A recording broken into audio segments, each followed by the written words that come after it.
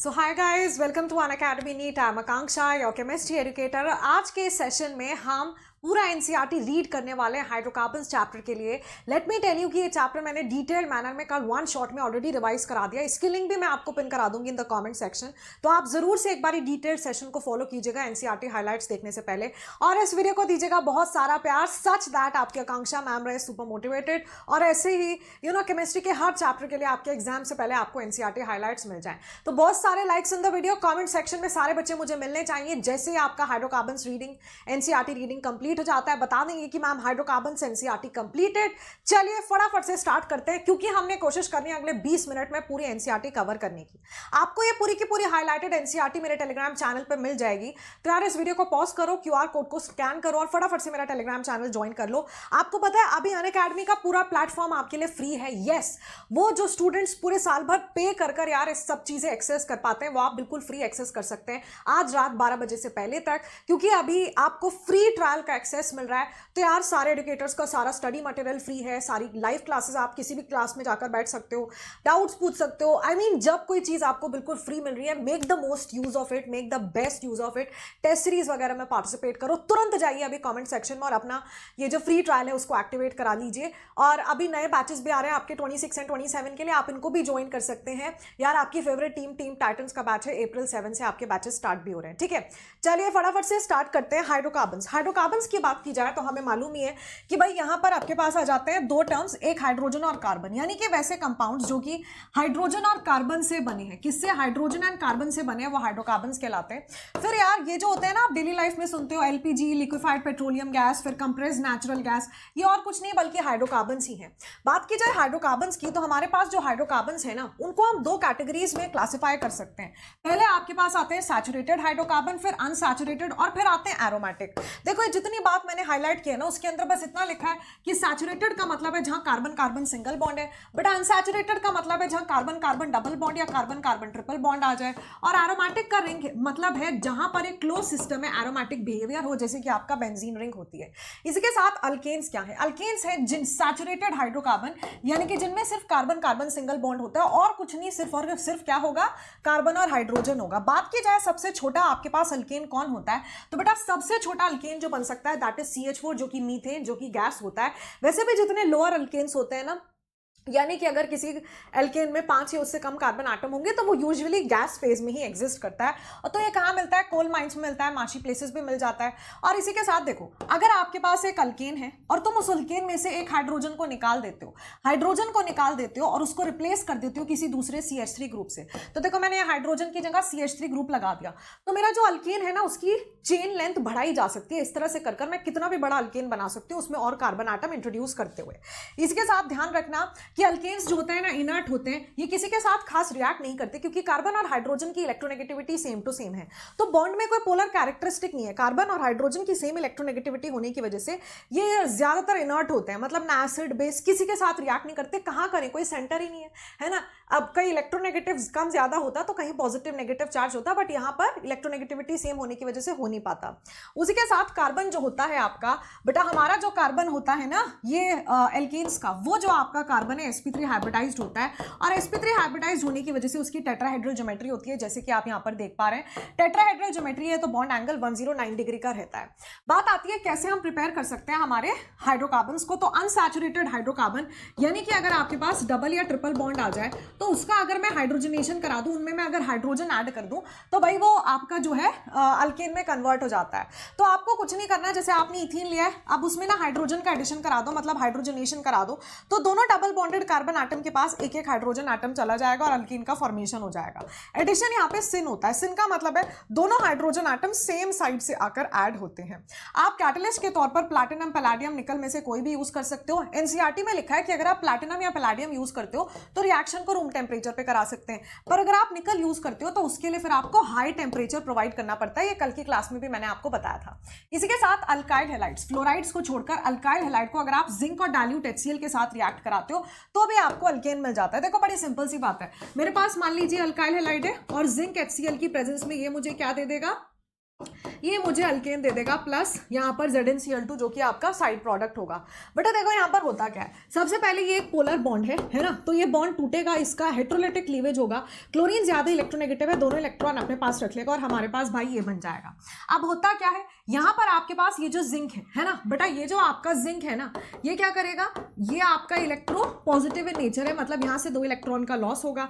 ये 2 इलेक्ट्रॉन अगर ये ले ले तो क्या बन जाएगा, R नेगेटिव बन जाएगा। तो आपके पास R नेगेटिव बन चुका है, यहाँ एसिड से तुम्हें H पॉजिटिव मिल जाएगा, R नेगेटिव H पॉजिटिव, तो हमारे पास इस तरह से अल्केन का फॉर्मेशन हो जाता है। फिर हमारे पास नेक्स्ट आती है वुड्स रिएक्शन। वुड्स रिएक्शन सबको याद होगा किसके लिए यूज की जाती है, even number of compounds form करने के लिए, या even number of carbon atoms वाले अल्केन के फॉर्मेशन के लिए हम यूज करते हैं हमारी वुड्स रिएक्शन। जहां पर ध्यान रखना कि ये रिएक्शन ड्राई ईथर के प्रेजेंस में की जाती है, क्योंकि जो सोडियम होता है ना वो यार पानी में आग पकड़ लेता है। इसका मतलब नॉर्मली अगर सोडियम को थोड़ा सा भी वाटर टच कर जाएगा तो उसमें आग लग जाती है, तो इसीलिए हमें ड्राई कंडीशंस या एनहाइड्रस कंडीशंस मेंटेन कर रखना है और इसीलिए हम ड्राई ईथर का इस्तेमाल करते हैं। तो यहाँ पे क्या है ना कि आपकी ये रिएक्शन प्रेफर की जाती है सिमेट्रिकल अल्केन के फॉर्मेशन के लिए, राइट। तो यहाँ पर जब आप दोनों अल्काइल हैलाइड सेम टाइप के लेते हो, जैसे कि ये सेम, तो यहाँ पर क्या होगा, यहाँ से 2NaBr निकल जाएगा, मैकेनिज्म इसका मैंने कल बताया था, CH3 का फॉर्मेशन हो जाएगा।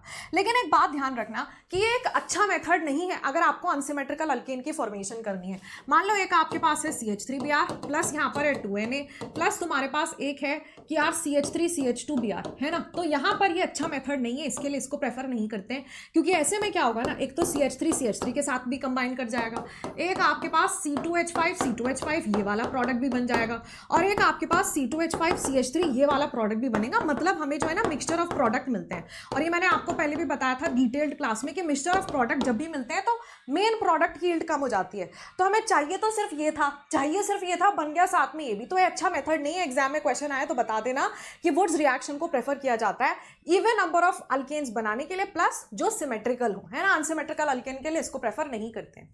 फिर कार्बोक्सिलिक एसिड से, जिसको कि हम क्या बोलते हैं, कॉलबेज अच्छा बेटा फिलहाल ये जो आप देख रहे हो ये है आपका सोडा लाइम डीकार्बोक्सिलेशन, जिसमें कि कार्बन आयन की फॉर्मेशन होती है बीच में। तो कुछ नहीं, आपने एक सॉल्ट लेना है एसिड का और NaOH और कैल्शियम ऑक्साइड के प्रेजेंस में हीट करोगे तो होगा क्या, बस ये जो कार्बन आयन बनेगा ना इससे H पॉजिटिव और अटैच करा देना, तो तुम्हारे पास यहाँ पर एल्केन का फॉर्मेशन हो जाएगा। ध्यान रखना कि ये जो रिएक्शन होती है इसका मैकेनिज्म मैंने कल पढ़ाया था। तो यहाँ पे ना कार्बन आयन बनता है एज एन इंटरमीडिएट, तो यहाँ पे रेट ऑफ रिएक्शन जो होगा सोडा लाइम डीकार्बोक्सिलेशन का वो डायरेक्टली प्रोपोर्शनल होता है to the stability of carbon ion. जितना स्टेबल मेरा कार्बन आयन बनेगा उतनी फटाफट या फिर उतनी फास्ट रिएक्शन हमारी हो रही होगी। इसी के साथ ये क्वेश्चन है आपका NCERT इन टेक्स्ट का, तो इसको एक बार रीड कर लो। कह रहे हैं sodium salt of which acid will be needed for the preparation of propane. Propane अगर बनाना है तो कौन सा सोडियम सॉल्ट लोगे बेटा। यहाँ पे देखो, जब हमारे पास हम ये लेते हैं, है ना, क्या बोलते हैं, सोडियम इथेनोएट, मतलब 2 कार्बन एटम वाला, तो आपके पास मीथेन बनता है। मतलब जितने कार्बन एटम आपके यहाँ पर सोडियम सॉल्ट ऑफ एसिड में होते हैं बेटा, उससे एक कम कार्बन का अल्केन बनता है। तो अगर तुम्हें प्रोपेन बनाना है तो तुम्हें 4 कार्बन एटम यानी कि ब्यूटेनोएट लेना पड़ेगा। तो this will be the answer. Kolbe's electrolysis method में क्या होता है, कुछ नहीं, आप करंट लगा देते हो किसके ऊपर, सोडियम सॉल्ट लेते हो अगेन कार्बोक्सिलिक एसिड का, और उसको पानी में डाल के उसका इलेक्ट्रोलाइसिस यानी कि करंट पास कराते हैं। तो हमारे पास एनोड के ऊपर क्या बनता है बेटा, एनोड के ऊपर तो बनता है एक तो आपका अल्केन, और साथ साथ कार्बन डाइऑक्साइड गैस रिलीज होती है जो कि लाइम वाटर टेस्ट पॉजिटिव देती है। इसके ऊपर क्वेश्चन आ सकता है। फिर इसी के साथ हाइड्रोजन गैस पॉपअप साउंड के साथ हाइड्रोजन गैस बनती है किधर, कैथोड के ऊपर। अगेन ध्यान रखना कि ये जो कॉलबेज इलेक्ट्रोलाइसिस है इससे CH4 नहीं बनाया जा सकता और इससे भी अनसिमेट्रिकल अल्केन की फॉर्मेशन नहीं की जा सकती। फिर हमारे पास आती है फिजिकल प्रॉपर्टीज। देखो अल्केन्स नॉन पोलर हैं क्योंकि इलेक्ट्रोनेगेटिविटी का कोई डिफरेंस नहीं है, ना के बराबर डिफरेंस है कार्बन और हाइड्रोजन की इलेक्ट्रोनेगेटिविटीज में, और इसीलिए इनके बीच में कोई खास फोर्सेज हो नहीं सकते। तो पुअर या वीक वैन डर वाल फोर्सेज ऑफ अट्रैक्शन होते हैं, जिसकी वजह से C1 से C4 वाले सारे गैसेज होते हैं, C5 टू C17 वाले ज्यादातर सारे लिक्विड होते हैं, और जहां पर 18 से ज्यादा कार्बन आ जाए फिर वो सॉलिड के फॉर्म में एग्जिस्ट करते हैं। फिर रही बात इनके बॉइलिंग पॉइंट की, तो ध्यान रखना बेटा यहाँ पर आपका जो बॉइलिंग पॉइंट होगा ना इनका, तो boiling point is directly proportional to the molecular mass. जिसका मॉलिक्यूलर मास ज्यादा होगा उसका बॉइलिंग पॉइंट ज्यादा होगा। और अगर आपके पास आइसोमर्स आ जाए, मतलब ऐसे केस आ जाए जहां पर सारे अल्केन्स का मॉलिक्यूलर फॉर्मूला सेम है, मतलब उनका मॉलिक्यूलर मास सेम है, तो ध्यान रखना boiling point is inversely proportional to branching. जितनी ज्यादा ब्रांचिंग हो जाती है बॉइलिंग पॉइंट उतना कम हो जाता है, ठीक है। और फिर लाइक डिजोल्व्स इन लाइक, ये आपने सुना होगा। अगर तो ये नॉन पोलर है बेटा, अगर ये नॉन पोलर है तो फिर नॉन पोलर सॉल्वेंट के अंदर ही डिजोल्व होंगे। आगे बढ़ते हैं, फिर सब्स्टिट्यूशन रिएक्शन में हेलोजिनेशन हो सकता है, जैसे कि यहाँ पर आप अल्ट्रावायलेट लाइट की प्रेजेंस में यहाँ पर भी फ्री रेडिकल का फॉर्मेशन होता है, कुछ नहीं तो यहाँ पर CH3Cl बन जाएगा। और बेटा ध्यान रखना कि ये कैसे, और सनलाइट की प्रेजेंस में हो रहा है, मतलब कि फ्री रेडिकल के फॉर्मेशन से आपकी रिएक्शन हो रही होगी। दूसरा हमारे पास आता है कि यहाँ पर आप कोई भी हेलोजन करा सकते हो, जैसे कि फ्लोरिनेशन, क्लोरिनेशन, ब्रोमिनेशन, आयोडीनेशन, कुछ भी करा सकते हो। पर ध्यान रखना, सबसे पहली बात करें अगर फ्लोरिनेशन की, भाई ये वेरी वेरी हाईली एक्सोथर्मिक होती है, बहुत ज्यादा वॉलेंट होती है, तो ये हम अवॉइड करते हैं। बात करें क्लोरिनेशन की, तो क्लोरिनेशन हो जाता है बट नॉन सेलेक्टिव होता है, यानी कि यहाँ पर 3 डिग्री, 2 डिग्री, 1 डिग्री जितने रेडिकल बन सकते हैं सारे बनते हैं, सारे प्रोडक्ट बनते हैं। 5:3.8:1 का रेशियो रहता है अगर आप यील्ड ऑफ द प्रोडक्ट देखोगे, ठीक है, जो मैंने आपको डिटेल क्लास में पढ़ाया था 3 डिग्री, 2 डिग्री, 1 डिग्री की जो यील्ड होती है वो 5:3.8:1 के रेशियो में रहती है। जबकि ब्रोमिनेशन हाईली सेलेक्टिव होता है, ये जो सबसे ज्यादा स्टेबल रेडिकल होगा उसका मेजर प्रोडक्ट देगा, तो ये सेलेक्टिव इन नेचर होता है। और बात करें आयोडीनेशन की, ये वेरी स्लो होता है प्लस रिवर्सिबल होता है। मैं बताती हूँ आयोडीनेशन में होता क्या है। तो यहाँ पर ये प्रोडक्ट बनने के बाद HI जो है वो बहुत स्ट्रॉन्ग रिड्यूसिंग एजेंट है, तो ये क्या करता है, रिएक्शन को वापस पीछे वाले डायरेक्शन यानी बैकवर्ड डायरेक्शन में लेके जाता है। इस चीज को अवॉइड करने के लिए हम यहाँ पर यूजुअली स्ट्रॉन्ग ऑक्सीडाइजिंग एजेंट्स डालते हैं, जैसे कि यहाँ पर लिखा होगा HiO3 और HNO3 जैसे स्ट्रॉन्ग हम ऑक्सीडाइजिंग एजेंट्स यहाँ पर डालते हैं। फिर इसका मैकेनिज्म जो कि मैंने आपको ऑलरेडी डिटेल क्लास में बताया, बेटा ये एक रिएक्शन है जो आपको जरूर से ध्यान रख लेनी है, विच इज कंबशन रिएक्शन। ये देखो जनरल फॉर्मूला लिखा है एल्केन के लिए, जब इसका ऑक्सीजन के साथ ऑक्सीडेशन या फिर कंबस्टन कराया जाएगा, यानी एक्सेस ऑफ ऑक्सीजन की प्रेजेंस में जब हम यहाँ पर इसको रिएक्ट कराएंगे, तो बेटा एक तो CO2 बनता है और एक वाटर बनता है। अब ध्यान रखना कि यहाँ पे तुम्हें 3n+1/2 ये याद रखना है, जहां पर n क्या है, नंबर ऑफ कितने कार्बन आटम्स हैं। देखो जितने कार्बन आटम होंगे उतने ही मोल ऑफ CO2 बनेंगे, एंड उससे एक एक्स्ट्रा मोल बन जाएगा किसका, वाटर का। तो जितने यहाँ पर कार्बन आटम्स हैं उतने CO2 मॉलिक्यूल्स, और उससे एक फालतू बनेगा किसका, वाटर का मॉलिक्यूल। तो कोई भी हो सब में यही बनता है। अगर इनकम्प्लीट कंबशन हो रहा है, इनकम्प्लीट कंबशन का मतलब है कि इनकम्प्लीट सप्लाई ऑफ, बेटा इसका मतलब ये होता है कि मेरे पास जो है ना इनकम्प्लीट सप्लाई ऑफ ऑक्सीजन है, तो यहाँ पर आपके पास क्या बनता है, CO2 नहीं बन पाएगा बल्कि कार्बन ब्लैक का फॉर्मेशन होता है।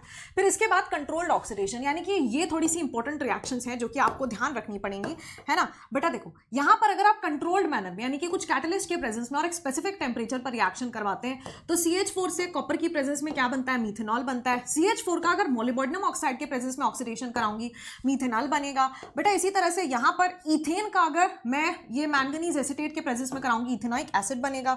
और वहीं जैसे कि ये 3 डिग्री है, इसका KMnO4 के प्रेजेंस में कराएंगे तो हमारे पास यहाँ पर अल्कोहल बन जाता है, राइट। तो ये आपको ध्यान होना चाहिए। आइसोमराइजेशन मैंने कल भी बताया था कि एनहाइड्रोCl के प्रेजेंस में एक normal alkane, normal chain alkane अपने आइसोमर्स में कन्वर्ट हो जाता है, राइट। बेटा एरोमेटाइजेशन, एरोमेटाइजेशन में क्या होता है कि एक सिंपल अल्केन जिसमें 6 या उससे ज्यादा कार्बन एटम है, क्रोमियम ऑक्साइड, वैनेडियम ऑक्साइड या मोलिब्डेनम ऑक्साइड के प्रेजेंस में थोड़े से हाई टेम्परेचर और प्रेशर पर ये ना साइक्लाइज हो जाता है, यानी कि यहाँ पर हमारे पास एक एरोमेटिक सिस्टम का फॉर्मेशन हो जाता है, जैसे कि आप देख रहे हो कि आपके पास यहाँ पर बेंजीन रिंग बन चुका है।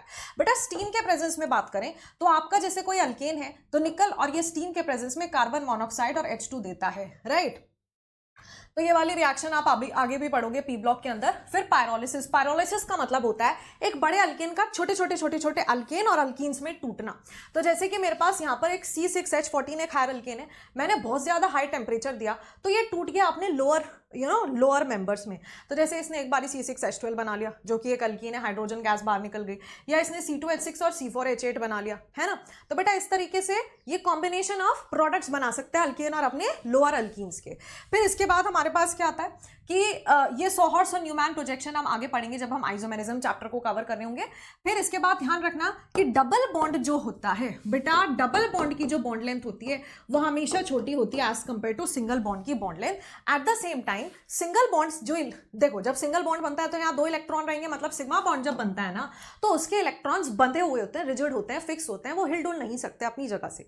लेकिन जब हम बात करते हैं ये जो पाई बॉन्ड यानी कि डबल बॉन्ड के इलेक्ट्रॉन्स है ना, बेटा पाई बॉन्ड या डबल बॉन्ड के के इलेक्ट्रॉन्स जो होते हैं वो मोबाइल होते हैं, मतलब फ्री होते हैं, यानी कि ईजिली घूम सकते हैं, ठीक है। तो ऐसे चक्कर लगा रहे होते हैं, मोबाइल होते हैं, इनकी जगह फिक्स्ड नहीं होती है।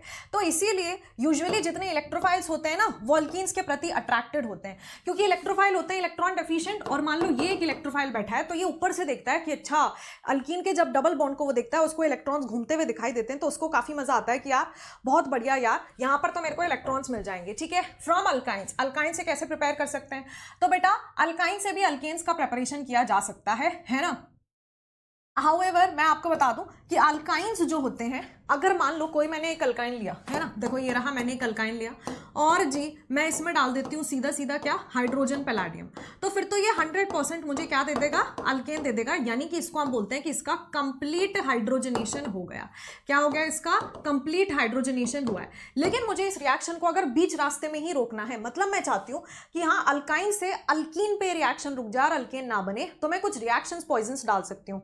रिएक्शन पॉइजन कौन होते हैं? जैसे कि लिंडलार्स कैटलिस्ट आता है आपके पास, पीडी हाइड्रोजन पीडी और फिर तुम डाल दो कैल्शियम कार्बोनेट, ये लिंडलार्स कैटलिस्ट है। तो रिएक्शन बीच में ही रुक जाएगी और अल्केन का फॉर्मेशन नहीं हो पाएगा, अल्कीन का फॉर्मेशन हो जाएगा। तो जैसे कि आप यहाँ पे देख सकते हो, जब आपने ये डाला तो अल्काइन से क्या बन गया, अल्कीन बन गया। बेटा पैलाडियम और ऐसे कार्बन ब्लैक की प्रेजेंस में जब रिएक्शन होती है तो सिसअल्कीन बनता है, लेकिन सोडियम लिक्विड अमोनिया के प्रेजेंस में ट्रांसअल्कीन का फॉर्मेशन होता है। तो ध्यान रखना, सोडियम लिक्विड अमोनिया डालो तो ट्रांसअल्कीन बनता है। फिर ऐसे देखो यहाँ पर भी रिएक्शन फर्स्ट स्टेप में रुक जा रही है, मतलब आपके पास अल्केन नहीं बल्कि अल्कीन ही पर रिएक्शन रुक जाती है। फिर हम बीटा एलिमिनेशन की मदद से भी अल्कीन का फॉर्मेशन कर सकते हैं। बीटा एलिमिनेशन कैसे? बेटा जैसे कि ये एक हेलो एल्केन है, तो जिस कार्बन से हेलोजन अटैच्ड है वो मेरा अल्फा कार्बन हुआ, उससे बाजू वाला कार्बन जो डायरेक्टली अटैच्ड है वो बीटा कार्बन हुआ। तो हम क्या करेंगे, अल्फा कार्बन से हेलोजन और बीटा कार्बन से हाइड्रोजन यानी कि HX को बाहर निकाल देंगे in the presence of alcoholic QH, क्योंकि एलिमिनेशन रिएक्शन है तो स्ट्रॉन्ग बेस के प्रेजेंस में होगी, तो अल्कोहलिक QH यहाँ पे दिया है, तो आपके पास अल्कीन का फॉर्मेशन हो जाएगा। फिर कह रहे हैं कि यहाँ पर आपके पास जो नेचर ऑफ हेलोजन एटम होगा जो कि उस पर जुड़ा है वो रेट ऑफ रिएक्शन को डिटरमाइन करता है। तो सबसे फास्ट रिएक्शन आयोडीन के केस में होती है, मतलब यहां पर अगर आपका कार्बन से आयोडीन अटैच्ड होगा तो रिएक्शन सबसे फास्ट होगी। क्यों? क्योंकि कार्बन और आयोडीन का बॉन्ड सबसे वीक होता है। बेटा जो बॉन्ड जितना जल्दी टूट जाएगा वहां रिएक्शन उतनी फास्ट हो जाएगी, क्योंकि यहाँ पे तुम्हें कार्बन और हेलोजन के बॉन्ड को ब्रेक करना है। तो कार्बन आयोडीन का बॉन्ड सबसे वीक होता है, सबसे जल्दी टूट जाएगा, तो वहां पर रिएक्शन सबसे फास्ट होगी। तो आयोडीन, फिर उसके बाद ब्रोमीन, फिर chlorine and fluorine, bond strength को ध्यान रखते हुए।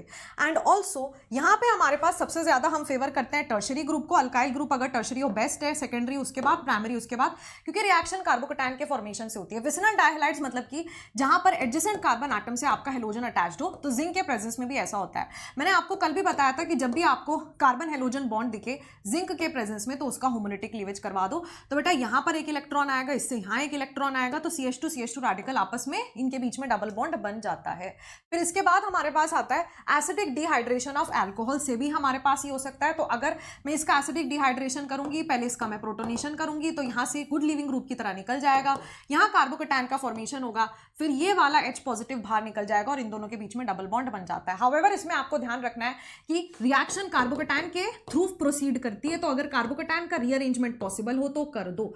तो आपका अगर कार्बोकैटायन का रीअरेंजमेंट पॉसिबल है तो उसको भी आपने कर ही देना है। आगे बढ़ते हैं। बेटा फिजिकल प्रॉपर्टीज की बात करें तो अल्केन्स जो है बिल्कुल अल्कीन्स की फिजिकल प्रॉपर्टी भी अल्केन जैसी ही होती है ना। बस ये थोड़ा सा आइसोमेरिज्म, ज्योमेट्रिकल आइसोमेरिज्म और दिखाते हैं और कुछ भी नहीं। ये भी वाटर में इंसोल्यूबल नहीं है, ये भी नॉन पोलर है and the same thing like dissolves in like. इसका मतलब कि क्योंकि ये भी नॉन पोलर है तो नॉन पोलर सॉल्वेंट में ही डिसॉल्व हो पाते हैं।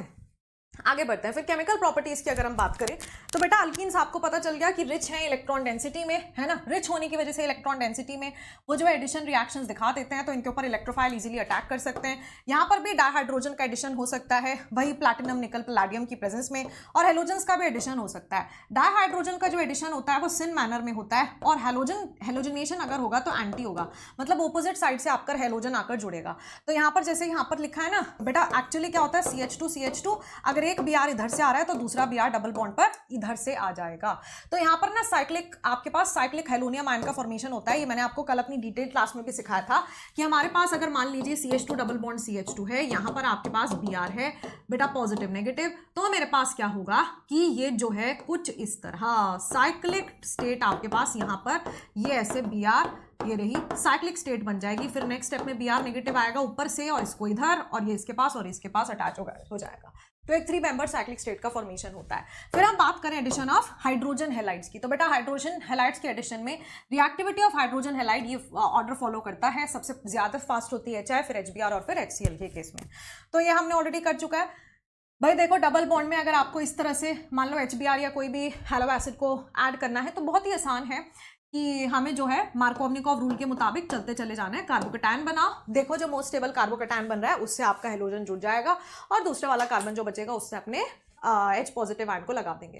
तो ये मार्कोवनिकॉव रूल होता है। लेकिन एंटी मार्कोवनिकॉव रूल भी फॉलो होता है। एंटी मार्कोवनिकॉव यानी कि मार्कोवनिकॉव का बिल्कुल ऑपोजिट, जहां पर कि हमारे पास पेरोक्साइड या खराश इफेक्ट भी जिसको कहते हैं। लेकिन ध्यान रखना कि एंटी मार्कोवनिकॉव रूल सिर्फ और सिर्फ HBr और पेरोक्साइड के केस में होता है। मतलब अगर मैं तुम्हें HCl भी लिखकर दे दूं ना, HCl और पेरोक्साइड या फिर HI और पेरोक्साइड, तो भी ये रिएक्शन नहीं ही हो पाएगी, तो भी वो एंटी मार्कोवनिकॉव रूल फॉलो नहीं करेगा। बेटा ये आपका ऐसा इसलिए आता है तो ये ऑपोजिट होता है। मतलब ये कहता है कि नेगेटिव पार्ट उस कार्बन के पास जाएगा जिसके पास ज्यादा हाइड्रोजन होंगे। तो बिल्कुल ऑपोजिट बात हो गई किसकी, मार्कोवनिकॉव की। तो एक्चुअली क्या है ना कि ये फ्री रेडिकल मैकेनिज्म से प्रोसीड करता है। That is the reason, free radical mechanism से प्रोसीड करती है रिएक्शन, इसीलिए। तो कल की मेरी डिटेल क्लास देख लेना, उसमें मैंने डिटेल में ये चीज सिखाई है। बेटा सल्फ्यूरिक एसिड के साथ रिएक्शन होगी, इलेक्ट्रोफिलिक एडिशन होगा। तो यहाँ पर आपके पास ये SO3H ये पॉजिटिव आपके पास इलेक्ट्रोफाइल बनेगा। तो यहाँ पर जो आपके पास सेंटर है इस पर आकर ये जुड़ जाएगा। फिर हमारे पास यहाँ पर डाइल्यूट के MnO4 के प्रेजेंस में, जिसको कि हम बेयर्स रिएजेंट टेस्ट कहते हैं। तो बेटा बेयर्स रिएजेंट टेस्ट से आप एक तो क्या बना सकते हो, विसिनल डायोल बना सकते हो। तो यहाँ पर आप कोल्ड डाइल्यूट के MnO4 के प्रेजेंस में किसी भी अनसैचुरेटेड हाइड्रोकार्बन को अगर लोगे, मतलब जिसमें डबल या ट्रिपल बॉन्ड है, तो दोनों कार्बन आटम जिनके ऊपर डबल बॉन्ड है वहां पर आपके पास हाइड्रोक्सिल ग्रुप यानी कि OH ग्रुप आ जाएगा। दूसरी बात, ये ना एक टेस्ट होता है चेक करने का कि हमारे कंपाउंड में अनसैचुरेशन प्रेजेंट है या फिर नहीं। अनसैचुरेशन मतलब डबल या ट्रिपल बॉन्ड। तो बेटा अगर प्रेजेंट होता है और अगर डायोल बनता है तो होता क्या है कि KMnO4 का कलर पिंक होता है, वो डीकलराइज हो जाता है।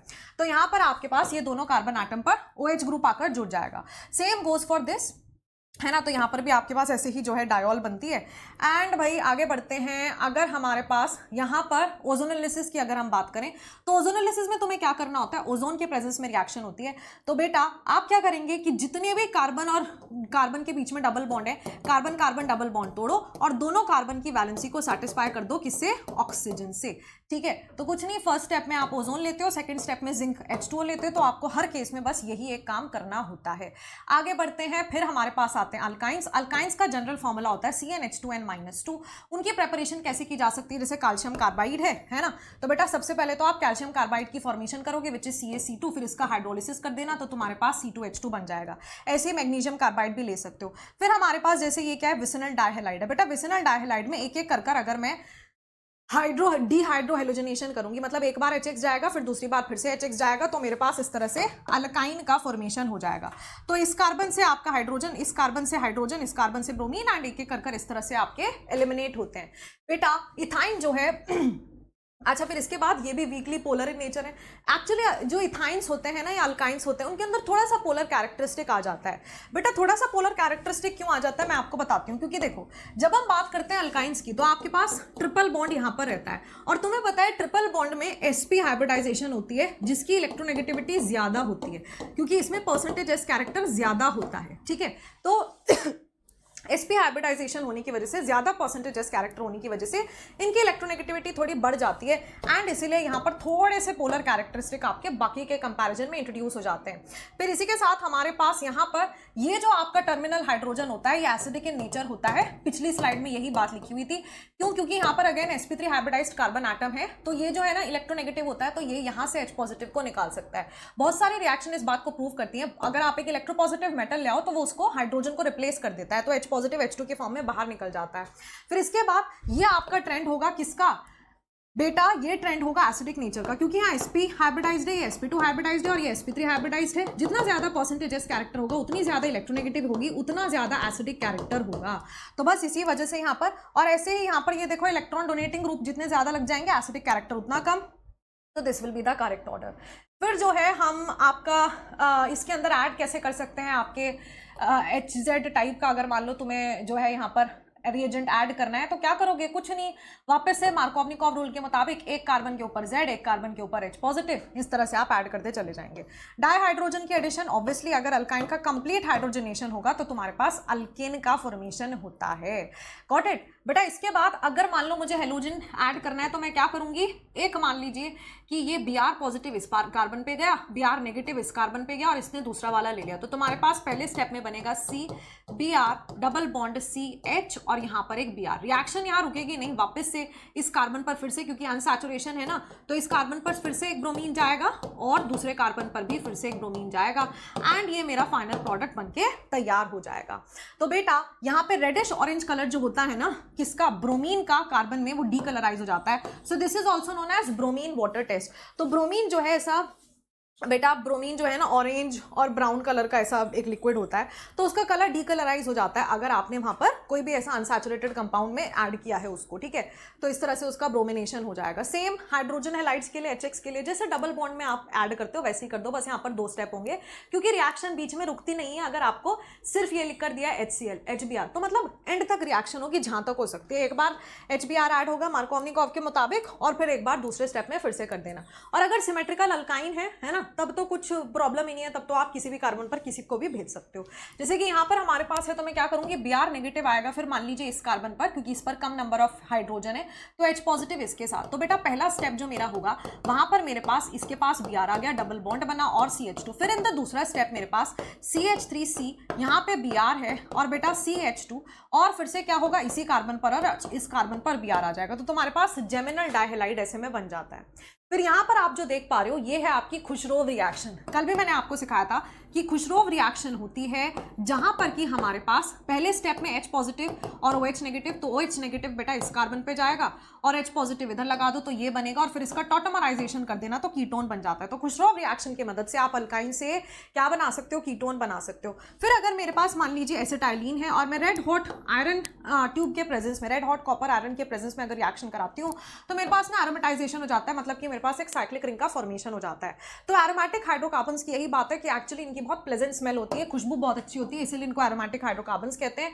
तो जैसे बेंजीन, अब इसमें भी ना हमारे पास 2 तरह के स्ट्रक्चर्स आते हैं, तो वो वाले जिनमें बेंजीन रिंग होती है उनको बेंजीनॉइड्स बोलते हैं और जो बेंजीन रिंग जिनमें नहीं होती है उनको नॉन बेंजीनॉइड बोलते हैं। जैसे ये सारे बेंजीनॉइड है क्योंकि ये बेंजीन रिंग है या फिर बेंजीन रिंग्स आपस में फ्यूज्ड हैं, ये भी आपके बेंजीनॉइड्स ही होंगे। बेटा ध्यान रखना इसको टोलुइन कहते हैं, बेंजीन के ऊपर अगर CH3 डायरेक्टली अटैच्ड है, और बेंजीन पर ऑर्थोपोजिशन, टोलुइन में ऑर्थोपोजिशन पर भी अगर CH3 आ जाए तो इसको ऑर्थोजाइलिन कहते हैं, इसको मेटाजाइलिन कहेंगे और इसको पैराजाइलिन कहेंगे। फिर इसके बाद बेंजीन जो है आप सबको ही पता है इसके ऐसे रेजोनेटिंग स्ट्रक्चर्स होते हैं, यहाँ पर 6 इलेक्ट्रॉन्स की पाई डेंसिटी होती है, काफी इलेक्ट्रॉन रिच है तो इलेक्ट्रोफाइल्स इसके प्रति अट्रैक्ट होते हैं।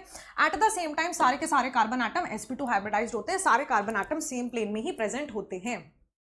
फिर मैं आपको दोबारा से ये नहीं बताऊंगी क्योंकि हम जीओसी में पढ़ चुके हैं कि क्या होता है एरोमेटिक कैरेक्टर।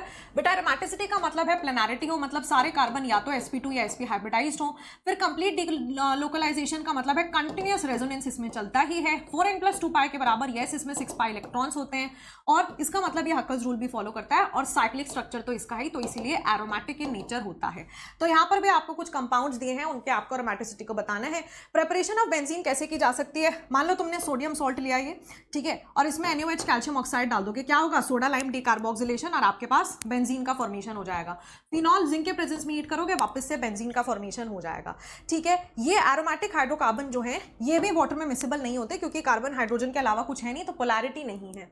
इसी के साथ यहाँ पर ये इलेक्ट्रोफिलिक सब्स्टिट्यूशन रिएक्शंस देते हैं because obviously benzene electron rich है, तो डिपेंड करता है कि कौन सी वाली इलेक्ट्रोफाइल बनी। तो जैसे यहाँ पर NO2 पॉजिटिव बनेगी तो आपका नाइट्रोबेंजीन का फॉर्मेशन हो जाएगा।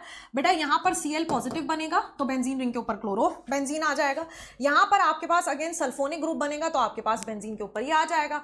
बेटा यहाँ पर इसको हम बोलते हैं Friedel craft alkylation, this is Friedel craft alkylation. क्या है ये, फ्रीडल क्राफ्ट अल्काइलेशन है।